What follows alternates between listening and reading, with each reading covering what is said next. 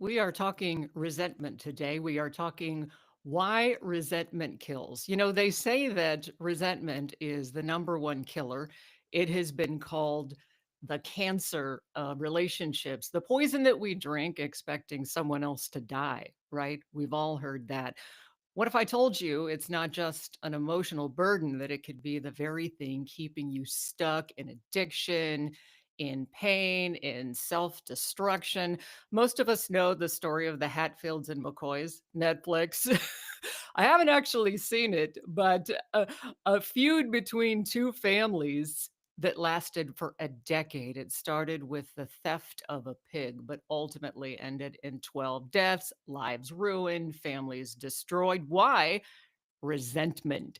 Was it more than that? Sure, but resentment sparked the fire that kept the destructive mess alive. And this is what resentment does. It poisons not only our own hearts, but communities, families, generations. And while most of us aren't going to go to war over a pig, we do carry grudges that shape our relationships, that shape our decisions, that shape our emotional well-being. So the question is, will we choose to let it go, or will we let this resentment control us? So I want to talk to you about why resentment is so dangerous, how it fuels addiction and mental health struggles, and most importantly, some biblical principles like radical acceptance, which can set you free. So, check out the previous video on radical acceptance because it's super important. So, stay with me to the end too, because this could transform your life. So, what is resentment? Okay. And how is it different from unforgiveness? How is it the same? Well, let's define resentment. The dictionary defines it as bitter indignation is having been treated unfairly. So it's lingering, festering anger towards someone who has wronged us. So that's real or perceived, or it can just be life. Life just dealt me a hard blow. I just got a lame deck of cards. And that's true for a lot of us. And many of you, you have every right to be angry, right? We have a right to be angry. And anger is not always bad. But like I always say, it's not your fault, but it is our responsibility. So how do we want to live? Who do we want to be? Think of it like this: unforgiveness is holding on to a debt, whereas resentment is replaying the injustice over and over and over, making the debt feel even bigger. And both of those things poison our souls. You see, the enemy of your soul wants you trapped in resentment. The enemy will keep reminding you over and over and over again, because if he can't get you to act on it, at the very least, go do something bad, go get drunk. We'll get into that. He'll at least want you to just waste your life, make you no fun to be around, make you bitter, make you lonely, make you sad, right? And of course, the worst case scenario, acting on it, right? Or that you relapse, that you use drugs, that you destroy yourself that way, because that's what resentment leads to. And we will get into that. So let's talk about the destructive power of resentment. Why is it so dangerous? So in Alcoholics Anonymous, resentment is called the number one offender. It fuels relapse. It's it's the gasoline of anger, of self-pity, of bitterness. It's all the things that separate us from God, from others, and from our own healing. It's like getting up every morning and chugging a gallon of gasoline or vodka, because that's what it can lead to, or whatever it is. Maybe resentment, maybe your addiction is like anger, right? And so the resentment turns you even more angry. Maybe your addiction is food, porn, whatever it is. The resentment fuels that. It's not the only thing, but it's one of the biggest things. And so when we're in this state, we're a ticking time bomb. I've known people in recovery that are in this state. I've been in this state, and I can literally look at them and say, it's only a matter of time. It's only a matter of time before they relapse. And so, for mental relapse, emotional relapse, spiritual relapse, drug and alcohol relapse, resentment can fuel all this stuff. So, mental relapse, that's like just a breakdown where we go back to where we were before we were, on the right track. And emotional relapse, just completely regressing into anger and rage and anxiety. This happens to me. I mean, and these things happen from time to time. It's not our fault. We're a work in progress. But I'm talking about the gasoline drinking, fueled by resentment type of a relapse or type of a trigger. And a lot of times we can have this going on and not even know about it, before we get help. We're just self-medicating all of this resentment and we don't even know it. And so that's why getting into recovery is so huge, because you actually go through the resentments. You talk with someone about it. You do an inventory and you figure out, they call it sweeping off your side of the street. You figure out, okay, what's mine? Like, what did I do? What did they do? What's God's, right? The serenity prayer. What can I not control? And then, you work through it from there.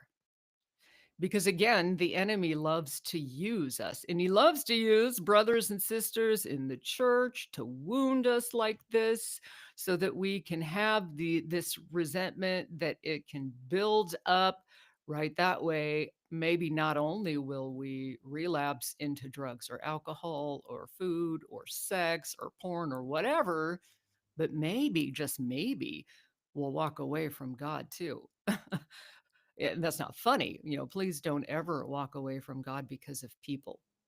And I'm speaking from experience. I've been in this place. But remember that Jesus called us sheep. And do you know that sheep are the dumbest animals? So that means people do really stupid things. But God's not stupid. God created us. God is everywhere all the time, the great I am. And Jesus literally said in, scripture, he said he did not put his trust in them as in man, because he knew their hearts. So when we put our trust in man, it's really easy for those resentments to build up. The big book of AA says that resentment is the number one offender, like I said. It destroys more alcoholics, more addicts than anything else. Page 64. That's because resentment, well, does a lot of things, but it also creates sort of this false sense of control. You know, we're thinking about it, we're holding on to, we're going to do something about it, we're protecting ourselves. It feels good, but it's not. In reality, it controls us, it dictates our emotions, our thoughts, our sleep patterns. I mean, everything. It affects everything. And worst of all, it doesn't change the person who hurt us, because they don't care. Chances are they don't care. I'm not saying that they don't, but chances are they're not sitting around worried about it. Proverbs 14:30 says, "A heart at peace gives life to the body, but envy rots the bones." Now that's talking about envy, but it's all in the same category. Envy, resentment rots us from the inside out. It keeps us sick, you guys. Ephesians says, don't sin by letting anger control you. Resentment, anger. Don't let the sun go down while you're angry, for anger gives a foothold to the devil. This allows the enemy to gain a strategic position in our life. That's what that means. What does it mean to give the devil a foothold? It's because, this type of anger is sin. And where there is that sin that is unconfessed and it's festering, then the enemy is allowed to mess with us.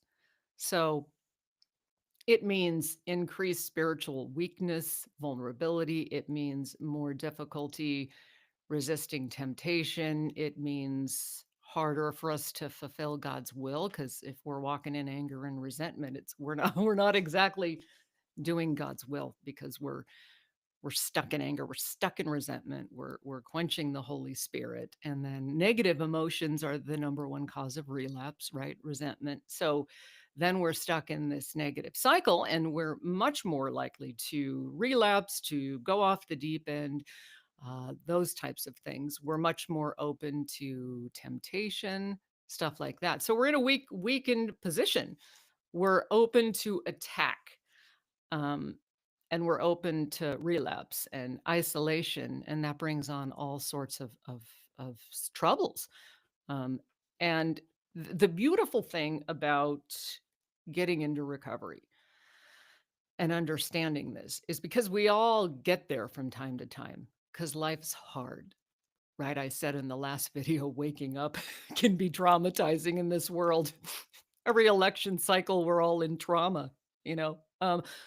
But when you are involved in recovery, you start to understand this. So I went through a horrible time in my sobriety, of where I literally was about to walk away from God. I had all these betrayals and all this just so much pain, and my brother had died of addiction, and all this stuff was going on.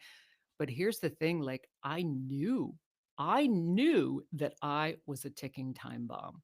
And if I didn't get help, that I would relapse. Okay? So that's the thing, is when we go through recovery, we have good people around us, and we start to understand, like, oh my gosh, like I'm a ticking time bomb. Or we have somebody that can tell us like, hey friend, you are a ticking time bomb. Like it's only a matter of time.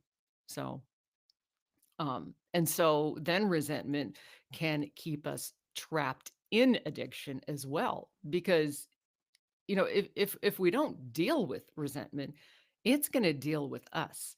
And so that's why many of us not only relapse, but initially will turn to addiction, whether it's alcohol, drugs, food, toxic relationships, doing this to escape. But that escape's temporary. And when it fades, guess what is still there? The resentment is still there, only heavier than before, because we haven't dealt with it. And so the longer we hold on to anger, it just festers, right? And what's crazy is, if we don't deal with that stuff, it will come out of us in one way or another. It can come out in physical ways, where we can have these like somatic disorders and stuff, where we can have physical issues, or diverticulitis, or stress issues, or, literally diabetes, physical issues. And if you don't believe me, please do, because I have watched this happen to people. One of the closest members of my family, and many of these ailments are like latent stages of codependency and unresolved pain and trauma. So, in the real definition of codependency, which is so convoluted because it's so many different things, but when left untreated in its latent stages, it is a really horrific thing to watch. I'll just say that. And a lot of us that struggle with addiction also struggle with codependency. And it's real, and it's a lot more than enabling. Trust me, it's a lot more. Read that book, Codependent No More by Melody Beattie, or um, the other one by Love is a Choice. It's Meyer and Merck or something like that. Like the people from the Meyer Clinic wrote it. It's a hard read. It's hard to read. I I asked a therapist one time, should I give that book to the person? They're like, yeah, no, not at their age. Don't.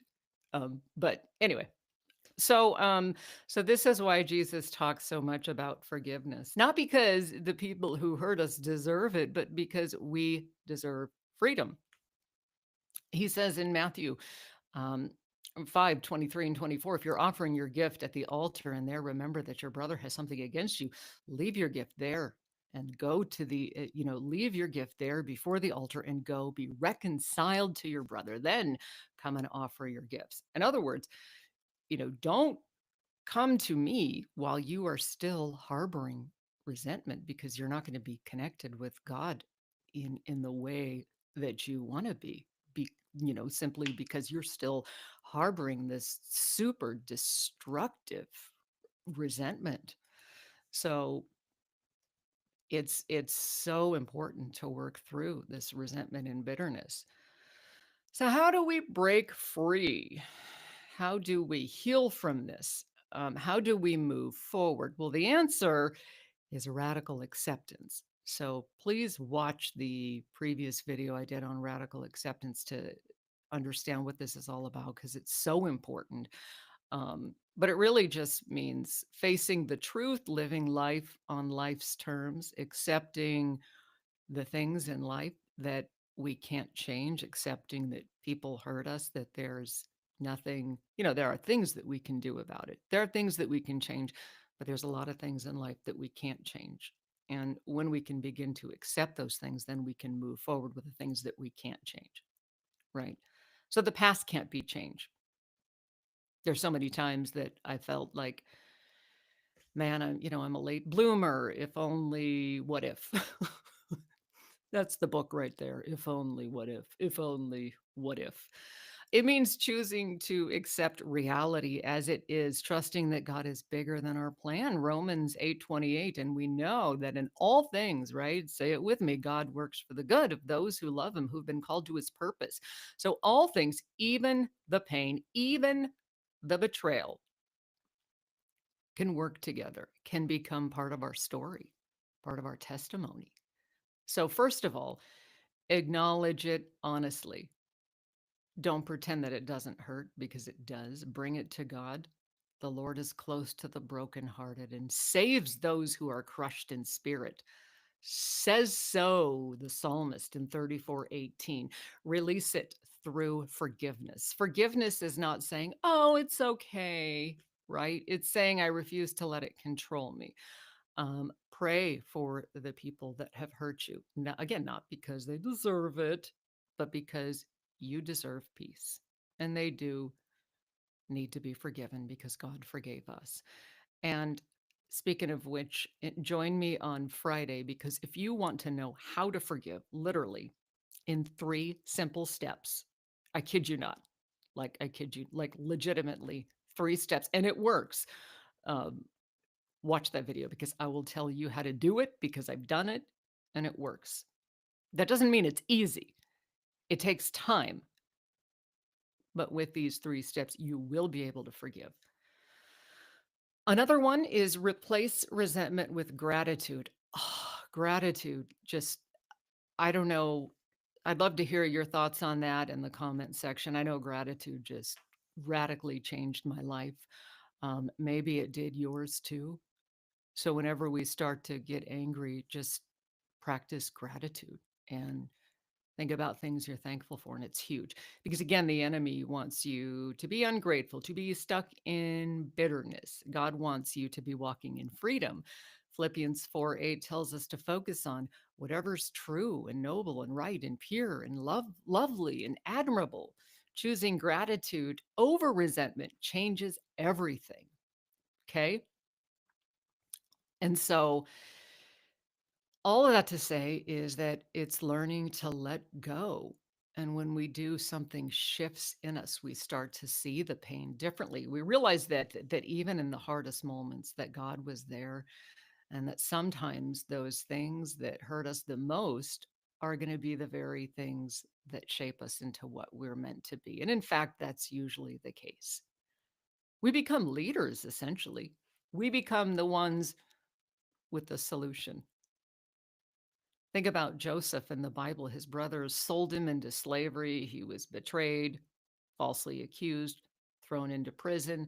But years later, when his brothers came, right, they were in need. They needed him. And he said something incredible. He says, you intended to harm me, but God intended it for good.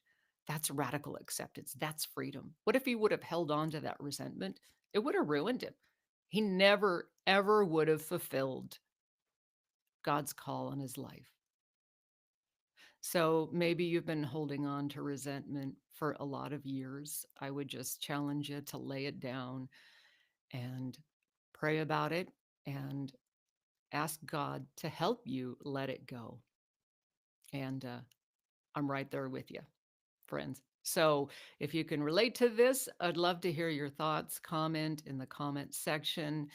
And if you enjoy this topic and stuff like it, make sure to subscribe if you're on YouTube and hit the notification bell, or like this page if you're on Facebook or LinkedIn. Again, leave your comments. Love to talk.